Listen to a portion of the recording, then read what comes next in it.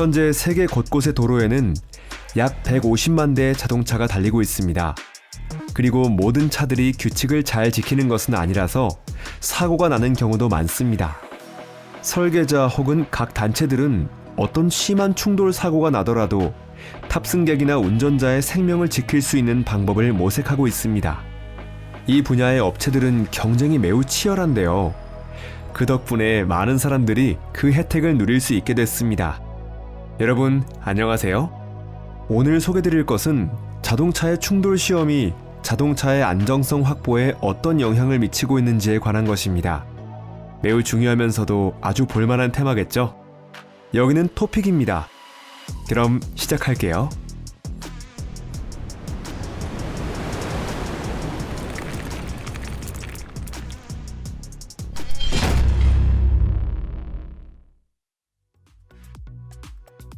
최초의 테스트.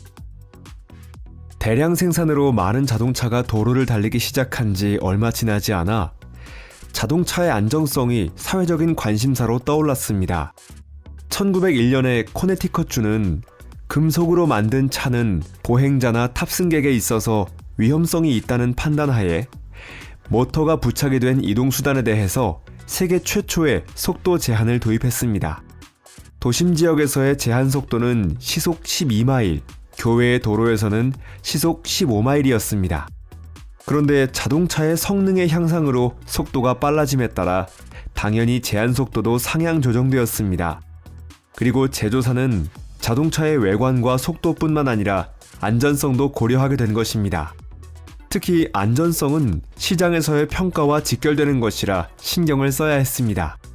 1934년에 크라이슬러사는 최초의 풀사이즈 미국 차인 크라이슬러 에어플로를 발표했습니다. 이 차에는 공기 저항이 적은 유선형 차량이 채용되어 있었습니다. 이 크라이슬러 에어플로가 사람들에게 매우 강한 인상을 남겨주었기 때문에 경쟁 상대인 제너럴 모터스는 즉시 이 신차의 평판을 손상시키는 캠페인을 시작했습니다.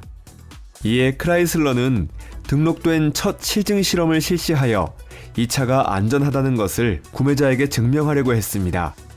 크라이슬러 에어플로는 절벽에서 떨어지거나 급커브에서 가속되어 뒤집히거나 총에 타이어가 맞기도 했습니다. 여기서 정말 주목할 것은 대부분의 테스트에서 차를 운전한 것은 실제 사람이었다는 것입니다. 굉장히 위험한 일이 아닐 수 없습니다. 무스 테스트. 현대에 들어 자동차 테스트를 실시할 때는 실제 사람을 대신해 센서를 부착시키는 등 매우 공을 들인 특수한 마네킹인 더미가 사용되어지고 있습니다. 그러나 그렇지 않을 때도 있는데요. 예를 들어 회피 기동 테스트는 실제 드라이버에 의해 진행되는데요. 이 테스트를 자동화시키는 것은 어떤 방법으로도 불가능했기 때문입니다. 운전자는 소정의 속도까지 가속하다가 마치 장애물을 피하듯 갑자기 왼쪽으로 차선을 변경한 뒤 원래 차선으로 돌아가야 합니다. 이 테스트는 1970년대 스웨덴에서 고안되었는데요. 1997년에 비공식적인 새로운 명칭이 붙여졌습니다. 저널리스트 로버트 콜린이 신차 메르세데스 벤츠 A클래스의 운전대를 잡고 시속 60km까지 가속했지만 하마터면 뒤집힐 뻔해서 테스트에 합격하지 못했어요. 그리고 꽃갈콘을 고속으로 피하며 달려야 하는 다른 두 번째 테스트에도 다시 불합격을 당하고 말았습니다. 이 실험은 도대체 무엇을 위해 하는 거죠? 라고 묻자 콜린 씨는 이 차가 무스 사슴을 피할 수 있는지 확인하기 위해서요 라고 대답했습니다. 주목할 만한 건 같은 시험에서 낡고 볼품없는 트라반트가 무스 테스트에 깔끔하게 합격했다는 것입니다. 이 대실패 후 메르세데스는 문제점을 인정하고 약 10억 7천만 달러를 들여 판매된 차량을 회수하고 차량의 구조 전체를 재검토했습니다. 개량된 차를 산 사람은 선물로 모두 무스 사슴 인형을 받았습니다. 지금도 무스 테스트는 꽤 어려운 테스트로 어떤 차든지 합격할 수 있는 것은 아닙니다. 참고로 스웨덴에서는 다른 종류의 무스 테스트가 있는데 그 내용은 마네킹을 실은 자동차가 무게 360kg의 무스 모형과 충돌하는 것입니다. 이 테스트는 매우 중요하게 여겨졌는데요. 왜냐하면 매년 스웨덴에서는 무스 사슴과의 충돌 사고가 7,000건 가까이 일어나고 있기 때문입니다. 이러한 통계를 고려한다면 안전성에 대한 진지한 고찰이 필요합니다. 왜냐하면 시속 70km의 경우 무스 사슴의 거대한 몸체는 앞유리나 루프의 앞부분을 간단하게 부숴버릴 수 있기 때문입니다. 같은 목적으로 호주에서는 캥거루 모형을 사용한 테스트가 실시되고 있습니다. 측면 충돌. 측면 충돌이 일어나면 어떤 차일지라도 심각한 상황을 맞이하게 됩니다.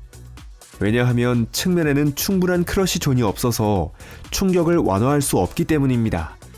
그래서 유일한 방책은 에어백뿐인데요. 이것으로 충돌을 당하는 쪽이나 차 내부 쪽에서도 몸을 보호할 수 있습니다. 측면 충돌이 탑승객에게 미치는 영향을 조사하기 위해 사용되는 몇 가지 방법이 있습니다. 가장 단순한 방법은 정지해 있는 차량의 대차를 고속으로 충돌시키고 그 후 충돌의 영향으로 더미에 어떤 손상이 있었는지 조사하는 것입니다. 유사한 다른 테스트에서는 자동차가 도로에서 튀어나와 도로의 구조물에 충돌하는 상황을 시뮬레이션하는 것입니다. 이 경우에는 자동차를 움직이는 플랫폼에 올려놓고 가속하여 장애물에 충돌시킵니다. 또 다른 측면 충돌 테스트에서는 한 대의 차가 빨간불을 무시한 상황을 시연하고 있습니다. 이 사고로 크라이슬러 세브링은 풀 스피드로 달려온 포드 F150에 부딪혀 가볍게 날아가고 말았습니다. 오프셋 전면 충돌. 두 대의 차량이 서로 마주오는 차선을 달리고 있을 때 어느 한 운전자의 잘못으로 갑자기 마주오는 차선으로 튀어간다면 충돌 사고가 발생할 위험이 있습니다. 대부분 이러한 충돌 사고는 오버랩된 상태에서 발생합니다. 즉, 차량이 정면으로 충돌하는 것이 아니라 보닛의 일부만 충돌하는 것입니다. 이상하다는 생각이 들겠지만 이러한 상황은 일반적인 정면 충돌보다 더 위험합니다. 왜냐하면 거의 같은 에너지를 더 작은 접촉 면적으로 흡수해야 하기 때문입니다. 이 때문에 미국과 유럽의 모든 주요 단체는 40% 또는 25%의 오버랩률로 자동차 테스트를 진행하고 있습니다. 예를 들어 미국 IIHS라는 단체의 전면 충돌 테스트에서는 차를 시속 64km까지 가속시키고 면적의 40%가 오버랩된 상태에서 장애물에 충돌시킵니다. 장애물의 토대는 콘크리트와 강철로 이루어져 있고 전면 부분은 형태가 변형되는 알루미늄 벌집으로 이로 인해 충돌 사고로 마주오는 차량의 차체가 짓눌리는 상황을 시뮬레이션합니다. 차 내에는 운전자의 더미 인형이 있고 뒷좌석에는 그보다 작은 더미가 설치되어 있습니다. 이 소형 더미는 몸집이 작은 여성 혹은 12세의 아이의 모양을 본뜬 것입니다. 이런 식으로 충돌이 차량 내 다양한 좌석에 있는 사람들에게 어떤 영향을 주는지 테스트를 통해 알아보는 것입니다. 또 다른 테스트는 운전석 측의 오버랩이 비교적 적은 상태에서 진행됩니다. 이 영상을 통해 어떤 상황을 가정하여 시연하고 있는지 알 수 있을 것입니다. 그리고 다음 테스트에서는 조수석 측에서의 충돌을 재현하고 있습니다.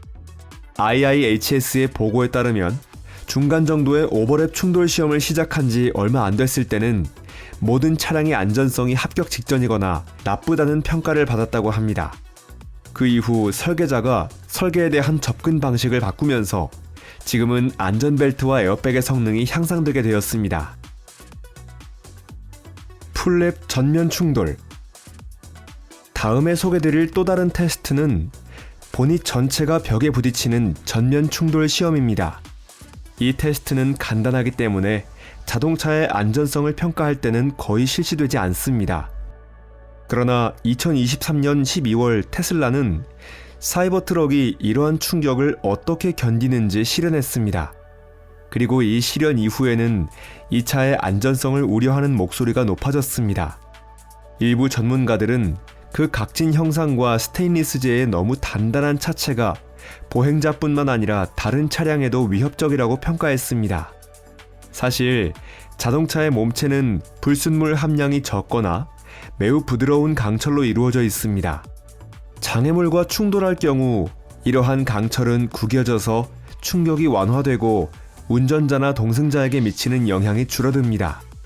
사이버 트럭의 차체는 크롬과 니켈을 많이 함유한 스테인리스 철로 이루어져 있기 때문에 다른 차량이나 보행자에게 위험하다는 견해를 가진 전문가도 있었습니다. 한편 이 오프로드 차량을 옹호하는 전문가들도 있었는데요. 테슬라는 운전자의 안전성에 관해서만큼은 항상 좋은 실적을 남겨왔다는 것이 그 이유입니다. 어느 쪽이 맞는 것일까요? 여러분의 생각은 어떠세요? 혹시 사이버 트럭이 자동차의 안전성에 있어 혁신적인 존재가 되는 것은 아닐까요? 이 차에 대한 여러분의 의견을 댓글창에 남겨주세요. 전면 충돌 시험을 반드시 거쳐야 하는 것은 버스나 트럭의 테스트입니다. 이 테스트로 우리가 알 수 있는 것은 안전벨트가 얼마나 중요한가 하는 것입니다. 테스트 시에 운전자 더미 인형은 안전벨트를 하고 있는데요. 조수석 더미는 하고 있지 않습니다. 즉, 벨트를 하지 않은 더미는 버스 계기판의 강도를 테스트하는 모양새가 되고 맙니다. 일목요연한 시범을 보여주고 있는 건 아닐까요? 그리고 이것은 전속력으로 벽에 충돌하는 버스입니다. 이 모든 테스트를 거쳐 나온 결론은 단 하나입니다. 안전벨트는 버스에 타는 승객들이 별로 좋아하지는 않지만 항상 착용해야 한다는 것입니다. 신구 대결. 다른 한 가지의 테스트를 볼 텐데요. 이 테스트에서는 같은 차의 신구 모델이나 같은 메이커의 차끼리 등 두 대의 차가 정면 충돌합니다. 이 영상에서는 1959년산 쉐보레 벨 에어가 2009년산 쉐보레 말리부를 들이받았습니다. 이 테스트를 보면 탑승객의 안전성이라는 점에서 자동차가 얼마나 큰 진보를 이뤘는지 알 수 있습니다. 빈티지 쉐보레 벨 에어에 탄 더미 인형은 핸들과 루프에 부딪히면서 상당한 부상을 입었지만 쉐보레 말리부 운전석에 앉은 더미는 에어백에 얼굴이 파묻혔습니다. 물론 유쾌한 일은 아니겠지만 그래도 다행이 아닐까요? 시대와 함께 기술이 진보함으로 차는 둘째치더라도 사람의 생명을 보다 안전하게 지킬 수 있게 된 것은 참 다행이라고 생각합니다. 오늘의 영상이 즐거우셨다면 꼭 좋아요를 눌러주시거나 SNS 공유로 영상을 평가해주세요. 이 주제에 대해서는 아직 소개하고 싶은 것들이 많은데요. 만약 여러분이 이 주제에 많은 관심을 보여주신다면 꼭 다시 이 주제로 돌아올게요. 물론 또 다른 충돌 시험에 대해서도 알고 싶으시다면 댓글로 남겨주세요. 그러면 아주 잠깐이지만 여러분과 작별을 하겠습니다. 곧 다시 만나요. 안녕히 계세요.